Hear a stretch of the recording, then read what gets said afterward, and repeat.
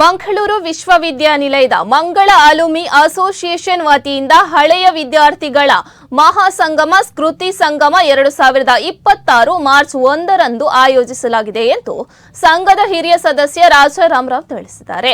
ಸುದ್ದಿಗೋಷ್ಠಿಯಲ್ಲಿ ಮಾತನಾಡಿದ ಅವರು ಮಾರ್ಚ್ 1ರಂದು ಬೆಳಗ್ಗೆ 9 ಗಂಟೆಗೆ ಮಂಗಳೂರು ವಿವಿಯ ಮಂಗಳ ಗಂಗೋತ್ರಿ ಕ್ರೀಡಾಂಗಣದಲ್ಲಿ ಈ ಅದ್ದೂರಿ ಸಮಾವೇಶ ನಡೆಯಲಿದೆ.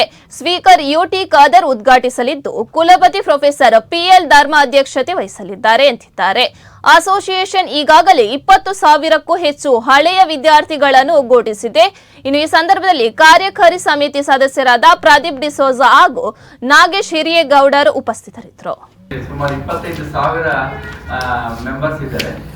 ಇವರೆಲ್ಲರೂ ಮಂಗಳೂರು ಯೂನಿವರ್ಸಿಟಿಯ PG ಸೆಂಟರ್ ಅಂದರೆ ಈಗ ಇರೋದು ಕೊಣಾಜೆ ಮಂಗಳ ಗಂಗೋತ್ರಿಯ ಅಲ್ಲಿ ಪದವಿ ಪಡೆದವರಾಗಿರ್ತಾರೆ. ಇವರಲ್ಲಿ ಹೆಚ್ಚಿನವರನ್ನ ಸೇರಿಸಿ ಒಂದು ಮೀಟ್ ಮಾಡುವ ಅಂತ ಹೇಳುವಂಥ ಉದ್ದೇಶದಿಂದ ನಾವು ಇದನ್ನ 1st ಆಫ್ ಮಾರ್ಚ್ಗೆ ಮಂಗಳ ಸ್ಮೃತಿ ಸಂಗಮ ಅಂತ ಹೇಳುವಂಥ ಒಂದು ಪ್ರೋಗ್ರಾಮ್ ಇಟ್ಕೊಂಡಿದ್ದೀವಿ. ಇದಕ್ಕೆ ನಾವು ಇವರನ್ನ ನಮ್ಮ ಕರ್ನಾಟಕ ರಾಜ್ಯದ ವಿಧಾನ ಸಭೆಯ ಸ್ಪೀಕರ್ ಆಗಿರುವಂಥ ಖಾದರ್ ಅವರನ್ನ ಇನಾಗ್ರೇಷನ್ಗೆ ಇನ್ವೈಟ್ ಮಾಡಿದ್ದೀವಿ. ಅವರು ಬರ್ಲಿಕ್ಕೆ ಒಪ್ಕೊಂಡಿದ್ದಾರೆ. ಮತ್ತೆ ಇನ್ನೂ ಒಬ್ಬರು ಹೆಸರಾಂತ ಇದು ಅಕಾಡೆಮಿಷಿಯನ್ ಆಗಿರುವಂಥ ಎಜುಕೇಷನಿಸ್ಟ್ ಆಗಿರುವಂಥ UK Monu doctor UK Monu ಅವರನ್ನ ಚೀಫ್ ಗೆಸ್ಟ್ ಆಗಿ, ಮತ್ತೆ ಮೇಡಮ್ ಕವಿತಾ ಇವರು ಜಾಯಿಂಟ್ ಡೈರೆಕ್ಟರ್ ಆಗಿದ್ದಾರೆ ಕಾಲೇಜ್ ಆಫ್ ಎಜುಕೇಶನ್ ಮಂಗಳೂರು. ಇವರನ್ನು ಆಹ್ವಾನಿಸಿದ್ದೇವೆ. ಇದನ್ನ ಉದ್ಘಾಟನೆಯನ್ನ ನಮ್ಮ ಉಪಕುಲಪತಿಗಳಾಗಿರುವಂತಹ ಧರ್ಮ PL ಇವರು ಮಾಡಲಿದ್ದಾರೆ. ಇದಕ್ಕೆ ಸಾಕಷ್ಟು ಸಂಖ್ಯೆಯಲ್ಲಿ ಬಹಳ ದೊಡ್ಡ ಸಂಖ್ಯೆಯಲ್ಲಿ ಇವರು ಮೆಂಬರ್ಸ್ ಸದಸ್ಯರು ಪಾಲ್ಗೊಳ್ಳುವಂತ ನಿರೀಕ್ಷೆ ಇದೆ. ಇದರಲ್ಲಿ ನಾವು ಇದು ಸ್ಪೋರ್ಟ್ಸ್ ಪ್ರೋಗ್ರಾಮು, ಸ್ಪೋರ್ಟ್ಸ್ ಹಿರಿಯರಿಗೆ ಅಂದರೆ ಅಲುಮಿನಿ ಅವರಿಗೆ ಸ್ಪೋರ್ಟ್ಸ್ ಪ್ರೋಗ್ರಾಮ್ ಅನ್ನು ಹಮ್ಮಿಕೊಂಡಿದೆ. ಮತ್ತೆ ಸಾಕಷ್ಟು ಕಲ್ಚರಲ್ ಪ್ರೋಗ್ರಾಮ್ಸ್ ಸಹ ಇದೆ. ಇದು ಈ ಮೀಟ್ನ ಬಗ್ಗೆ. ಮತ್ತು ನಮ್ಮ ಅಸೋಸಿಯೇಷನ್ ಇದು ಸ್ಟಾರ್ಟ್ ಆಗಿರೋದು 2006ರಲ್ಲಿ.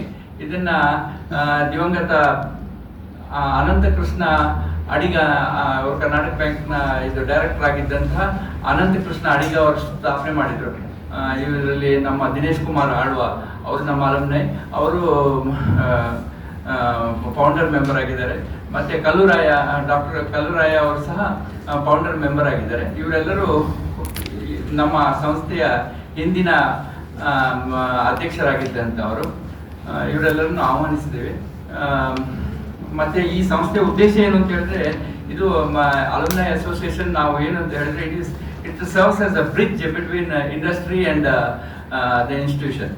ಇದು ಯಾಕೆ ಆಗತ್ತೆ ಅಂತ ಹೇಳಿದ್ರೆ, ಈಗ ನೀವೆಲ್ಲ ತಿಳಿದಂತೆ ನಮ್ಮ ಇದರಲ್ಲಿ ಅಕಾಡೆಮಿಕ್ ಇದೇನಿದೆ ಅದರಲ್ಲಿ ಇಂಡಸ್ಟ್ರಿಗೆ ಬೇಕಾಗಿರುವಂಥ ಸ್ಕಿಲ್ಲನ್ನ ಹುಡುಗರಲ್ಲಿ ಇಂಡಸ್ಟ್ರಿಗೆ ಬೇಕಾಗಿರುವಂಥ ಸ್ಕಿಲ್ಲನ್ನು ಡೆವಲಪ್ ಮಾಡೋದು ಸ್ವಲ್ಪ ಸಮಸ್ಯೆ ಇದೆ. ಅದೊಂದು ಚಾಲೆಂಜ್. ಅದನ್ನ ನಾವು ಯಾವ ರೀತಿಯಲ್ಲಿ ನಿಭಾಯಿಸಬಹುದು ಅಂತ ಹೇಳುವ ಬಗ್ಗೆ ನಾವು ಒಂದು ಚಿಂತನೆಯನ್ನು ಮಾಡಿ ಈ ಅಲುಮಿನಿ ಅಸೋಸಿಯೇಷನ್ನ ಸ್ಟಾರ್ಟ್ ಮಾಡಿದ್ವಿ. ಇನ್ನು ಇದರಲ್ಲಿ ಆ ಥರದ ಇದು ಇಂಡಸ್ಟ್ರಿ ಜೊತೆ ರೆಪೋರ್ಟ್ ತರುವಂಥದ್ದು, ಇಂಡಸ್ಟ್ರಿನ ರಿಕ್ವೈರ್ಮೆಂಟ್ನ ತಿಳ್ಕೊಳ್ಳುವಂತಹ ಏನೇನು ಕಾರ್ಯಕ್ರಮಗಳು ಮಾಡಬೇಕು ಅದನ್ನು ನಾವು ಮಾಡ್ತಾ ಇದ್ದೀವಿ.